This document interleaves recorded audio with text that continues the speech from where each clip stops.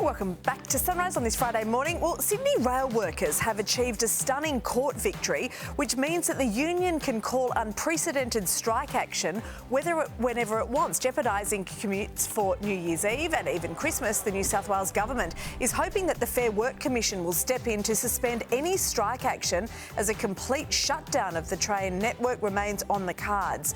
The battle coincides with the opening of Parramatta's new light rail this morning, connecting major hubs across Western Sydney.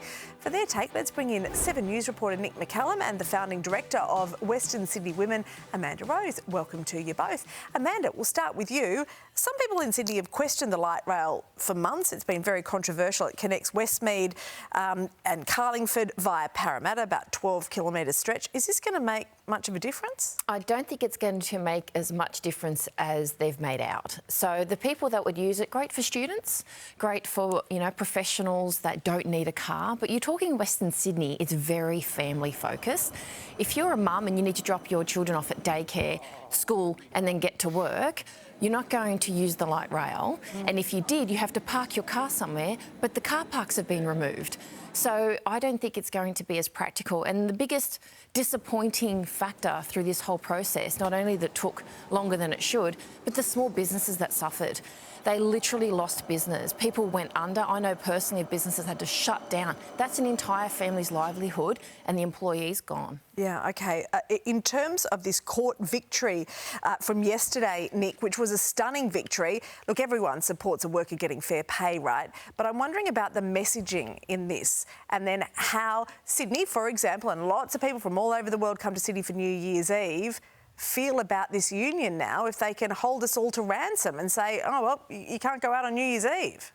Well, I think one of the rules that's incumbent upon unions now, very different from the bad old days 30, 40 years ago, is they have to be transparent about what they're going to do. So therefore, they have to let the people know, sometimes weeks in advance, what they're going to do. Now, if they target New Year's Eve, and I read that could cost businesses $78 million, if they target New Year's Eve, that is a pure act of bastardry and it will create problems for everyone, businesses, commuters, and I think ultimately the union and the train service, because people will lose all sorts of confidence in them. Yep. Now, I'm glad it's not the bad old days of union strikes, because we used to get union strikes leading up to Christmas every year.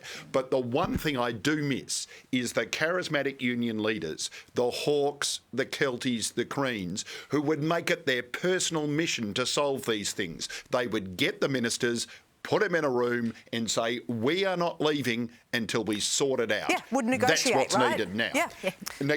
Negotiate and bang heads together, fix it before Christmas. Until it was done, absolutely. Yeah. OK, moving on now. An Uber driver's nice Christmas gesture has raised eyebrows. I cannot believe this. Some people even calling it creepy.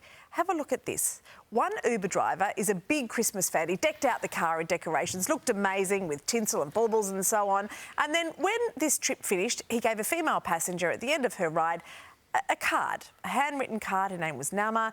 He'd written her name on it. He thanked her for the ride. It appeared to be pre-stamped onto the card.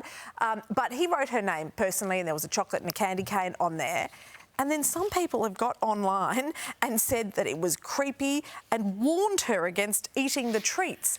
Isn't this just lovely? He thanked her for her business and said, thank you. I actually think it's nice. He reached into a bag, so he's obviously got lots of them, so he's given it to everyone on that journey. And this is the kind of effort we don't see anymore. And I think now that when we see it, we're freaked out by it, that someone's genuine. Yeah. And also he comes from a different country. Maybe this is his way of trying to connect. Maybe he's lonely and he just wanted to be kind to others. I'm not a fan that she went online to mock it and because he could have been genuine and it's just humiliated him. But he literally was handing out to everyone. He decked out his car. If anything, it should be that was very sweet. I love this guy, Nick. Well, so do I. I love genuine Christmas sentiment, and it appears to be genuine. It's a crazy world we live in. You've got to tell everyone in the entire world when something happens to you, and then you're shocked when people come back and they're cynical and nasty. Now, I reckon it's a wonderful gesture. The caveat, of course, being I'm not female, so if females find it creepy, well, then that's something different. I wouldn't have a problem. No. I used to be a Christmas Grinch, and my 9-year-old son turned me around for his Christmas spirit. I reckon this guy could do that too to all of his passengers. Finally, Kindness a woman is a wonderful thing. Yes. A woman has divided opinion for revealing that her in-laws have invited themselves to stay over at Christmas without asking. They only live 15 minutes away, and yet they've said, no, we're going to stay. So what do you do, Amanda, in this case? You get divorced. Excellent, Nick. Look, let me tell you once again, oversharing on the internet. Who would have thought that would ever happen? But I must say, just from personal experience, you can never have too many favours when you're because she's pregnant, when you're about to give birth to a child from your in-laws. So just cop this now and use it later. Nick, so, Nick, what if it's a studio apartment? Well, I tell you what, or even more so, if you want to, let me tell you from personal experience, if you've got a mother-in-law who's willing to help out with a young baby, get it any way you can. Yeah, but helping and controlling. You're owed that family. Yeah. Helping and controlling are two different things. I reckon get a tummy bug late in the evening. They might want to be heading home then. Nick, Amanda, Merry Christmas to you both. Thank you. Merry Christmas to you all. Definitely not creepy.